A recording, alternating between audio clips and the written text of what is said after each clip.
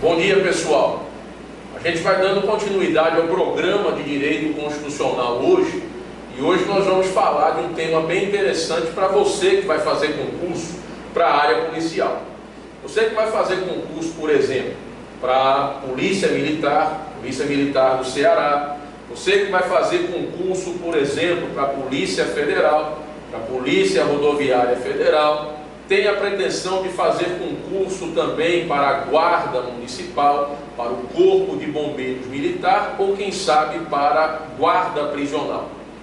Veja, nós vamos hoje tratar de um tema que é um dos temas mais exigidos, seja em provas do SESC, seja em provas da Fundação Carlos Chagas, seja em provas organizadas pela FUNCAB ou pela AOCP.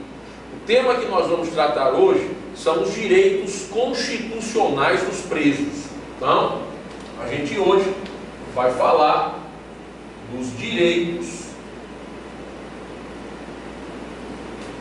constitucionais dos presos.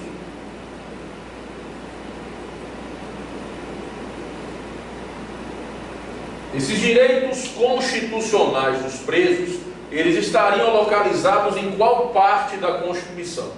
É essencial para você que vai fazer concurso para as carreiras policiais e carreiras militares, o estudo dos direitos e garantias fundamentais e, em particular, o estudo do artigo 5º da Constituição, direitos e deveres individuais e coletivos. A maior parte do artigo 5º são regras que envolvem a temática penal e processual penal. Uma delas são os direitos constitucionais dos presos, que estão localizados aqui. A localização desses direitos é o artigo 5º do inciso 61 a 67 da Constituição Federal.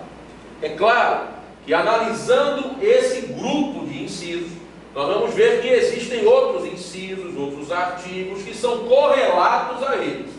Então vamos começar pelo primeiro direito constitucionalmente dado ao indivíduo, à pessoa, que é o direito de saber quando ela possa ser presa ou não. Então, esse primeiro direito, ele vai estar lá no artigo 5º, inciso 61. Lá no inciso 61, você vai ver que ele trata dos casos constitucionais de prisão.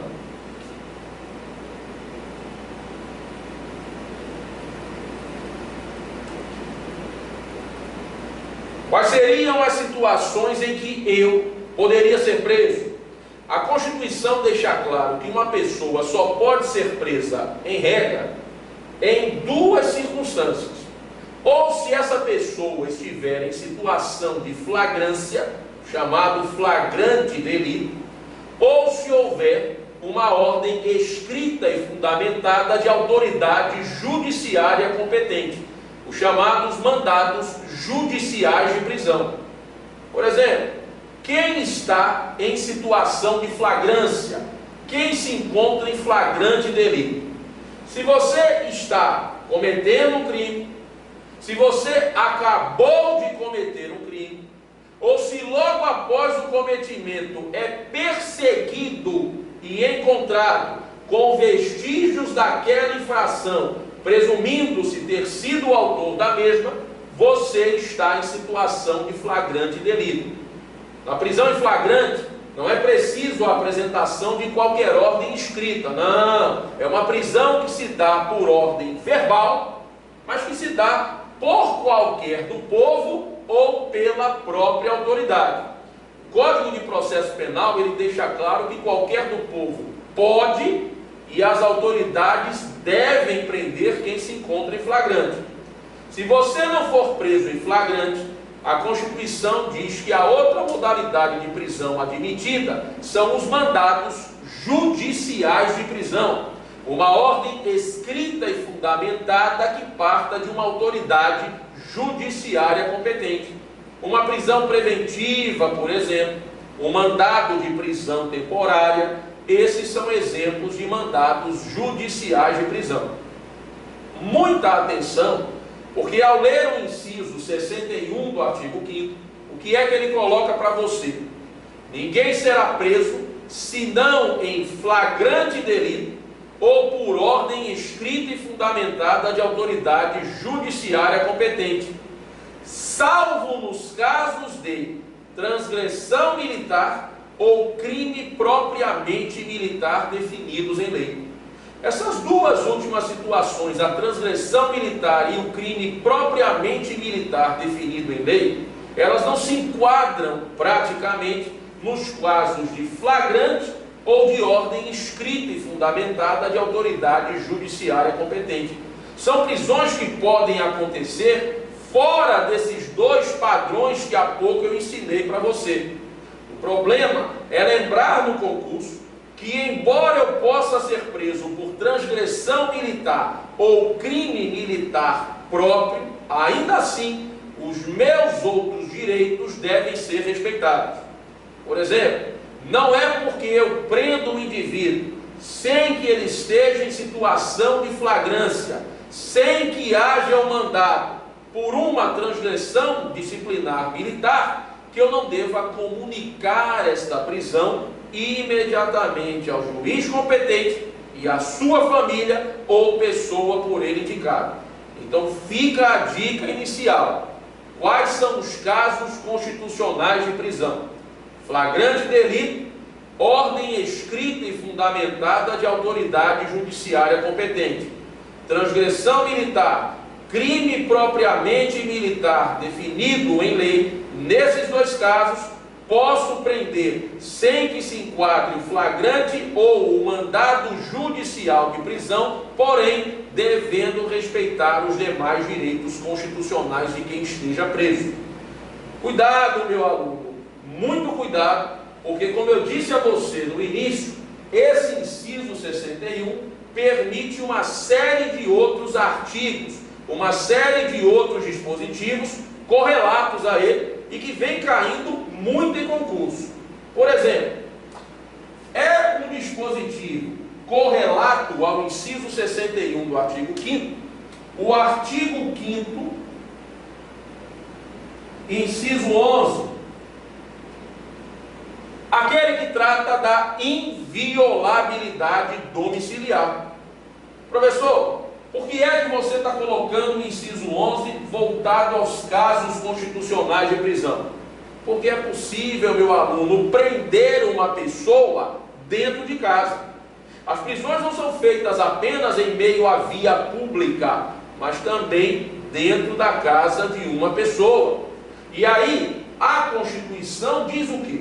O que a Constituição diz no inciso 11 é que a casa é o asilo inviolável do indivíduo, ninguém nela podendo penetrar, a não ser por consentimento do morador. Então, a regra constitucional é de que em uma casa, em um compartimento habitado, e aí eu abro parêntese para um comentário interessante. Muita atenção, porque o conceito de casa, ele não envolve tão somente o nosso domicílio. Você não pode pensar que casa é apenas o meu lar. Não. Se o conceito de casa envolve qualquer compartimento habitado, inclusive para fins comerciais, o escritório profissional de um advogado, o consultório de um médico, o consultório de um odontólogo, também são exemplos de casa. Aliás, te dou uma dica bem interessante. Se você quiser saber exemplos de casa e do que não é casa, corra para o Código Penal. O Código Penal, no artigo 150, parágrafos 4º e 5º, quando define um tipo chamado de violação de domicílio, ele explica para você o que é casa e o que não é casa. O que a expressão casa abrange e o que ela não abrange. Por exemplo, os quartos de um hotel são exemplos de casa, mas bar normalmente não é exemplo de casa.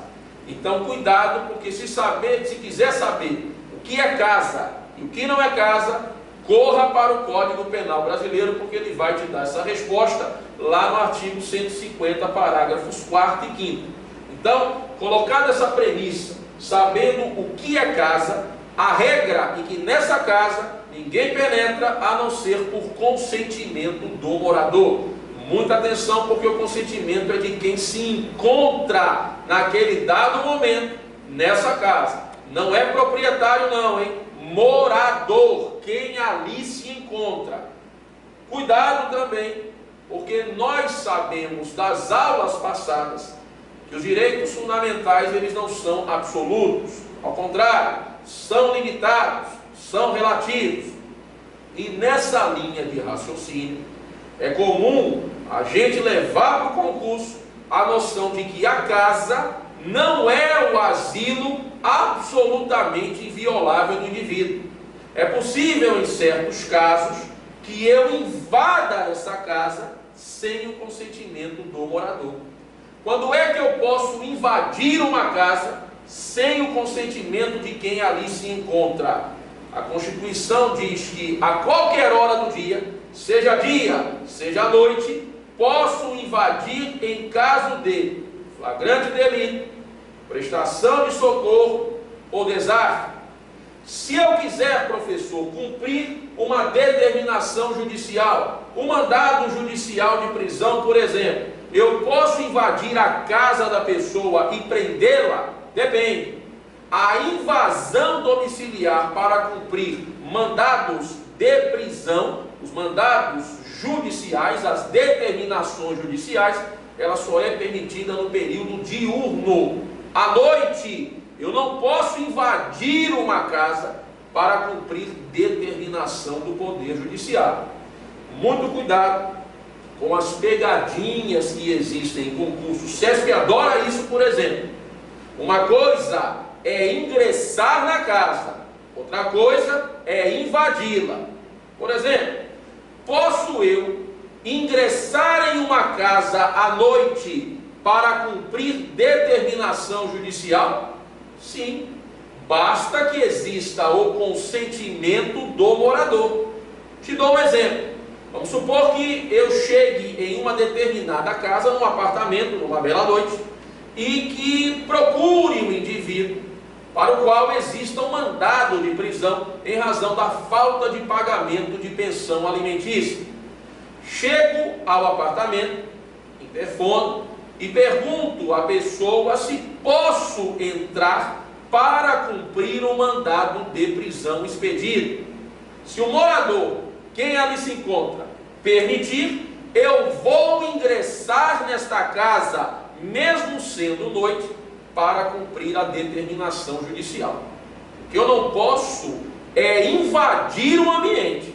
Se eu interfono e a pessoa não consente a minha entrada, não posso invadir para cumprir esse mandado.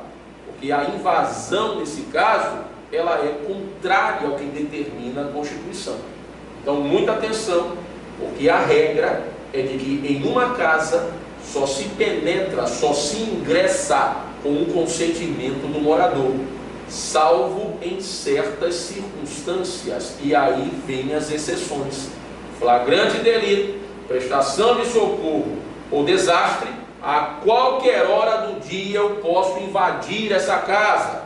Determinação judicial, a exemplo dos mandados judiciais de prisão, só posso invadir no período diurno. Mas, Vitor, eu estou com uma dúvida. O que é dia? O que é noite? Normalmente nós consideramos o período diurno o intervalo que vai das 6 da manhã às 18 horas. Noturno, das 18 horas de um dia às 6 horas do dia seguinte. Porém, muita atenção nas questões, porque às vezes as questões trazem as famosas cascas de banana. As questões falam em situações excepcionais, como o que, professor? Como eclipse, horário de verão. Caso existam partículas desta natureza na questão, eu vou me guiar, por quê? Eu vou me guiar por um critério que o Supremo Tribunal Federal adotou, chamado de critério físico-astronômico. dia e noite vão ser determinados pela aurora e pelo crepúsculo. Existe luz solar, é dia, e não existe, é noite. Então, por exemplo, se em certa região do Brasil, às 20 horas, que aparentemente é noite, nós estivermos vivenciando o horário de verão, o que aparentemente é noite, meu amigo, talvez seja dia, porque ainda existe a luz solar. Só se preocupe com isso se a questão trouxer partículas dessa natureza. Caso contrário, dia 6 às 18, noite das 18 às 6 horas do dia seguinte.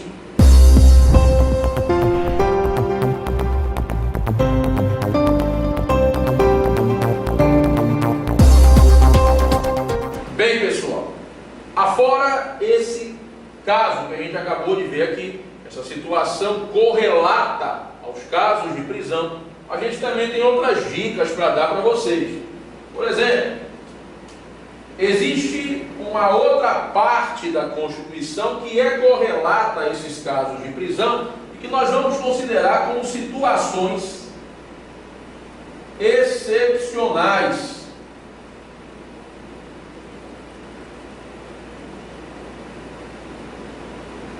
Mas que situações excepcionais seriam essas, Vitor?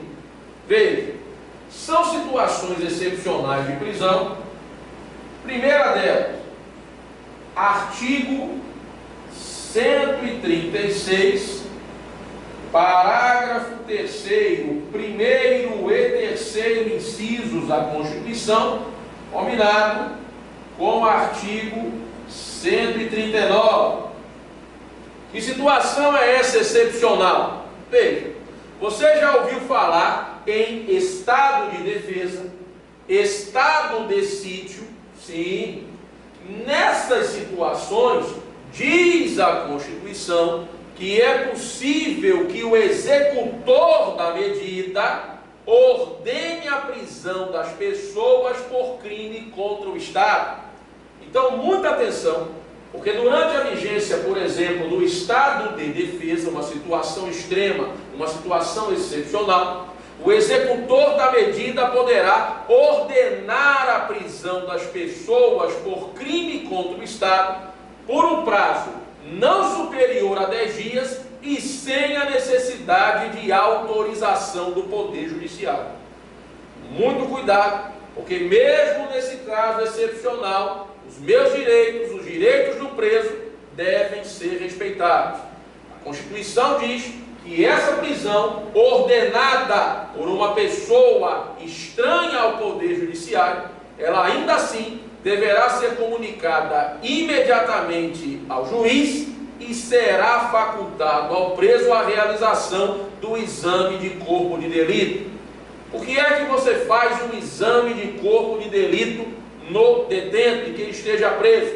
Para assegurar um outro direito, para assegurar o cumprimento de uma outra norma constitucional correlata, que seria o artigo 5º, inciso 49. Aos presos sempre será assegurado o respeito à integridade física e moral. Então, primeira regra excepcional, durante a vigência do estado de defesa, estado de sítio, eu, executor da medida, que não sou o juiz, poderei ordenar a prisão das pessoas por crime contra o Estado. Veja que o mandado de prisão agora não foi expedido pela autoridade judiciária competente, como normalmente o inciso 61 determina. Outra regra excepcional a ser considerada é o artigo 86, parágrafo 3º da Constituição Federal. Quando a gente estuda a responsabilidade do presidente da República, a gente observa o quê? O presidente da República, ele pode ser preso pela prática de um crime comum, pode ser preso por uma infração penal comum que cometa, que pratique? Pode. Mas a Constituição diz que o presidente da República só será recolhido à prisão, só será preso com o advento da sentença penal condenatória contra ele proferida. Então, enquanto não sobrevier condenação, não se recolhe o presidente da República à prisão, não se prende o presidente da República. Uma terceira e última regra excepcional e não menos interessante vem daqui, artigo 53, parágrafo 2º da Constituição Federal. Os deputados federais, os senadores, os parlamentares federais, eles podem ser presos? Podem, mas somente se forem surpreendidos em flagrante de crime inafiançável. Muita atenção, porque essa regra também vai se estender para outros. Para quem? Essa regra também vai valer para deputados estaduais e também vai valer para deputados distritais. Então, ouça a última regra: parlamentares federais, parlamentares estaduais, parlamentares distritais, ou seja, deputado federal, senador, deputado estadual, deputado distrital, só podem ser presos em flagrante de crime inafiançável. Não pense que acabou por aí, porque além desses artigos correlatos, nós temos um último, não menos interessante. Artigo 5º, inciso 57. Aqui, o famoso princípio da presunção de inocência. Ninguém será considerado culpado até o trânsito em julgado de sentença penal condenatória. Muito cuidado, porque embora eu possa ser processado por uma determinada conduta, a culpa só surge quando eu não puder mais recorrer dessa sentença que me condenou. A culpa só vem com o trânsito em julgado da sentença penal condenatória. A inocência é presumida no processo. E aí, o que é que as provas costumam colocar? Que a decretação de uma prisão preventiva, que a decretação de uma prisão temporária, elas ofendem o princípio da presunção de inocência. Não há ofensa à Constituição, quiçá ao princípio da presunção de inocência. O fato de eu prender um indivíduo não induz a sua culpa. A prisão às vezes vem por várias razões: para garantir a aplicação da lei penal, por conveniência da instrução criminal, para a regularidade de um processo, mas não para fazer o indivíduo culpado. Então, muita atenção: prisão não é ofensa à presunção da inocência. Tá? Esse princípio da presunção da inocência talvez apareça no teu concurso com outros nomes também. Talvez apareça como o princípio do estado de inocência, princípio da não culpabilidade. Então, primeiro direito do preso que nós acabamos de ver. Nós falamos que ninguém seria preso senão em flagrante delito ou por ordem estrita e fundamentada de autoridade judiciária competente, salvo nos casos de transgressão militar ou crime propriamente militar, definido em lei, e trouxemos alguns incisos correlatos. Aquele que diz que eu posso prender sim, dentro de uma casa, a questão da inviolabilidade domiciliar. Trouxemos situações excepcionais, por exemplo, uma primeira em que o mandado de prisão é expedido não por um juiz, mas por quem executa a medida, estado de defesa, estado de sítio. Uma outra onde se diz que o presidente só é preso nos crimes comuns quando sobrevier sentença penal condenatória. E outra que assegurou a parlamentares federais, distritais e estaduais o quê? O direito de somente serem presos em flagrante de crime inafiançável. Por fim, te ensinei que o fato de uma pessoa ser presa não ofende o princípio da presunção de inocência. A presunção de inocência era aquela regra que dizia que ninguém será considerado culpado senão após o trânsito em julgado de sentença penal condenatória. Por fim, antes da gente passar para um próximo direito do preso, veja o link entre os dispositivos constitucionais. Há pouco eu disse a você que parlamentares federais, parlamentares distritais e estaduais só podem ser presos em flagrante de crime inafiançável. E aí, as questões de concurso adoram sugerir alguns tipos de crime para saber se o candidato conhece de fato o artigo 5º e sabe se nele há a indicação de algum crime inafiançável. Muita atenção, porque estudando essa terceira exceção, eu vou precisar dar uma olhada em casa no que está escrito no artigo 5º, incisos 42 a 44. Mas por que, professor, que eu tenho que dar uma olhada aqui? Porque esses artigos trazem condutas que são inafiançáveis e imprescritíveis, inafiançáveis e insuscetíveis de graça ou anistia.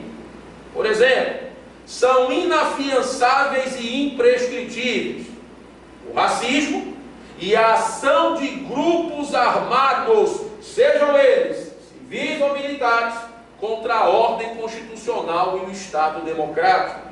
São inafiançáveis e insuscetíveis de graça ou anistia a tortura, o tráfico, o terrorismo e os crimes hediondos.